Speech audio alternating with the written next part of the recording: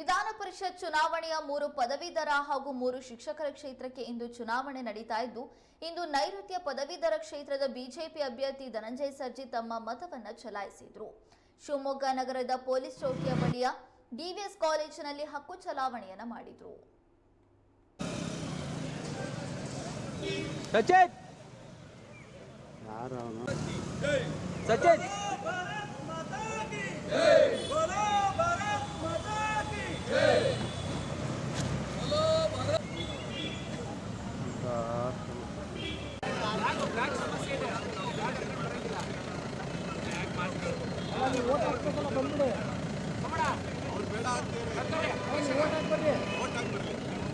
ನಮ್ಗೆ ಇಲ್ಲಿಂದ ಚೆನ್ನಾಗಿ ಬರ್ತದೆ.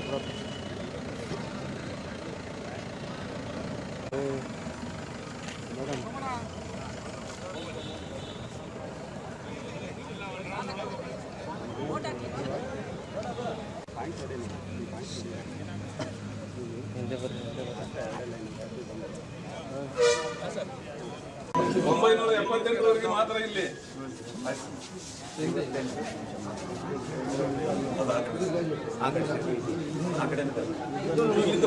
ಲೈನ್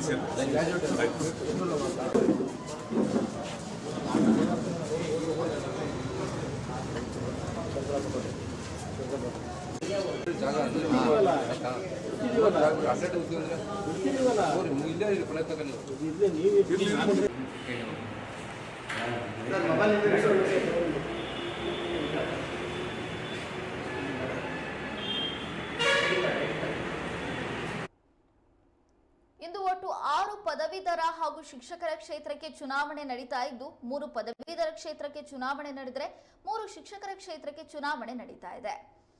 ಇಂದು ನೈಋತ್ಯ ಪದವೀಧರ ಕ್ಷೇತ್ರದ ಬಿಜೆಪಿ ಅಭ್ಯರ್ಥಿಯಾಗಿರುವ ಧನಂಜಯ ಸರ್ಜಿ ಅವರು ಕೂಡ ಬಂದು ತಮ್ಮ ಮತವನ್ನು ಚಲಾಯಿಸಿದರು. ಸಾರ್ವಜನಿಕರಂತೆ ಸರದಿ ಸಾಲಿನಲ್ಲಿ ಬಂದು ತಮ್ಮ ಮತವನ್ನು ಚಲಾಯಿಸಿದ್ದಾರೆ. ಶಿವಮೊಗ್ಗ ನಗರದ ಪೊಲೀಸ್ ಚೌಕಿ ಬಳಿಯ ಡಿವಿಎಸ್ ಕಾಲೇಜಿನಲ್ಲಿ ತಮ್ಮ ಹಕ್ಕನ್ನು ಚಲಾವಣೆ ಮಾಡಿದರು.